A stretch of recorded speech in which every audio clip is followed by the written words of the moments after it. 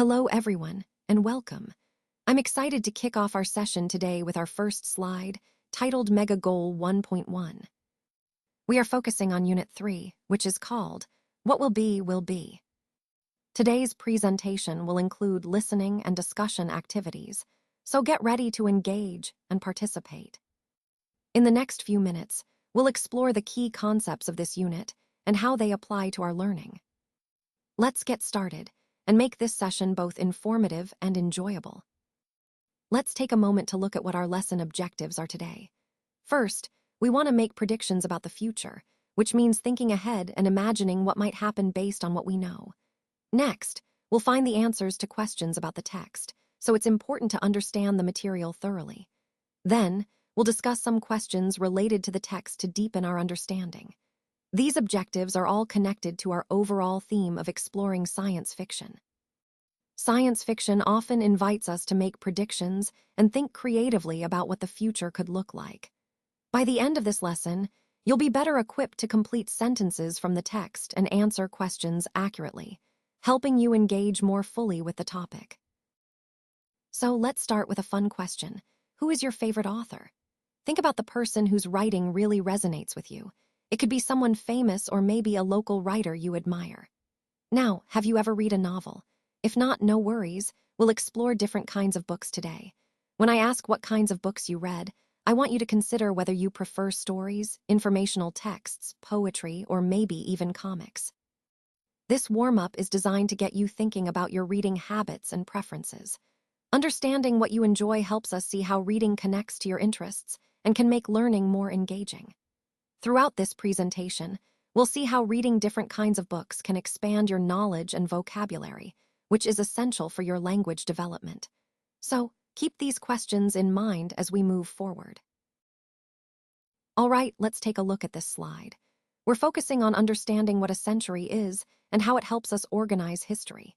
So, first off, I see the timeline from 1900 to 1999, which is labeled as the 20th century.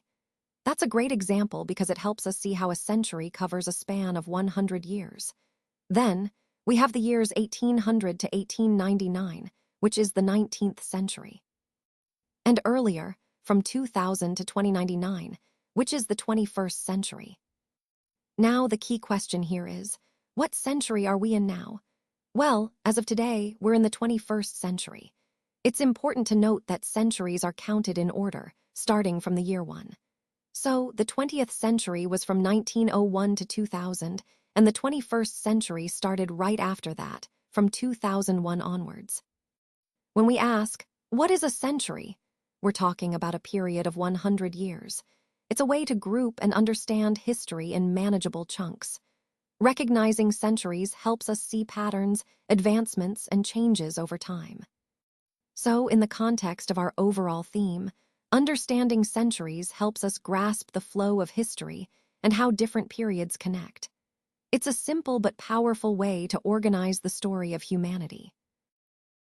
Jules Verne was a French novelist who lived from 1828 to 1905. He is widely regarded as the father of science fiction, which is a genre that explores imaginative and futuristic concepts. Verne's works often combined scientific knowledge with storytelling, inspiring countless innovations and ideas about what the future could hold. Throughout his life, he pushed the boundaries of imagination and helped shape the way we think about technology and exploration. As we explore the history of science fiction, Verne's contributions are absolutely central to understanding how this genre developed and influenced the world of science and literature today. So, what do you already know about Jules Verne? No, it is science fiction. When we see stories or images suggesting something extraordinary, it's easy to get caught up in the excitement. But the question remains, is it real? Often, these ideas are just that, ideas from the realm of science fiction. They capture our imagination, yes, but they haven't yet become a part of our reality. It's important to differentiate between what is currently possible with today's technology and what remains purely speculative or fictional. This slide reminds us to stay grounded and ask, are these concepts scientifically feasible now, or are they just dreams of what could be someday? Understanding this helps us keep a clear perspective on the real advancements we can achieve today versus the stories that belong to the realm of fiction. So this slide is all about science fiction, which is a special kind of fantastic literature. It's based on science or pseudoscience, meaning it explores ideas that are either scientifically plausible or just imaginative guesses. Science fiction really took shape in the late 19th century, which is quite fascinating. Back then, concepts like robots, space travel, and invasions from outer space were purely fantasies. People imagined these things as part of the future, and they were considered within the realm of possibility someday.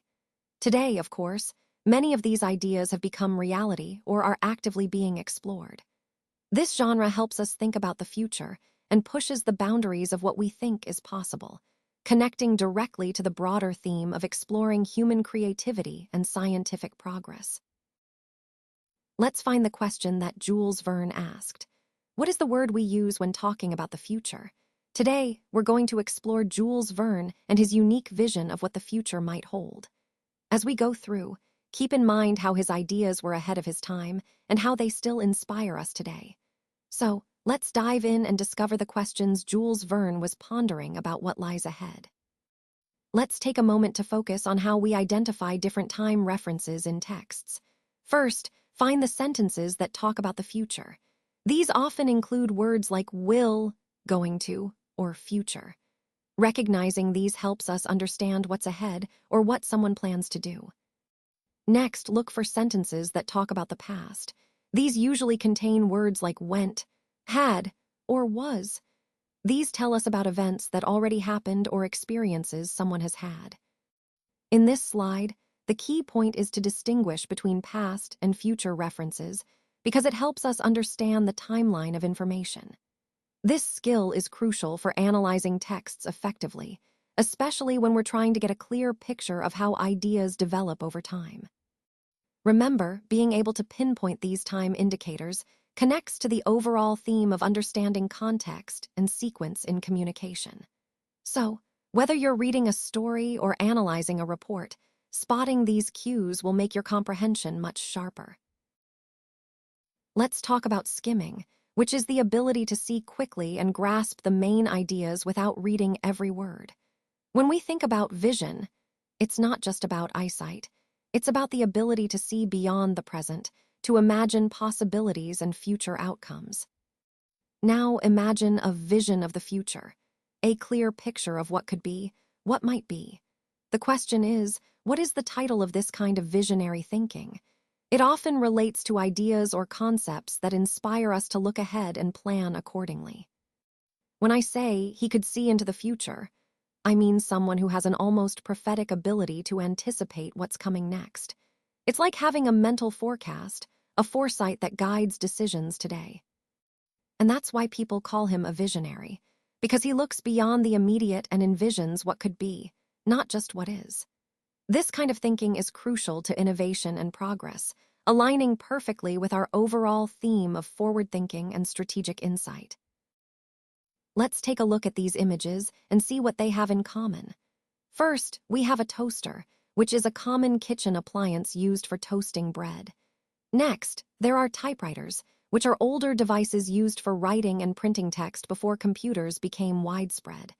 Then, there's a picture of a new car, representing modern transportation. Now, can you say if the prediction was right or wrong? Well, in this case, these items are all examples of inventions or devices that have evolved over time or been replaced by newer technology. What can you see in the photos? You see everyday objects, kitchen appliances, office equipment, and vehicles that show how technology has changed our lives.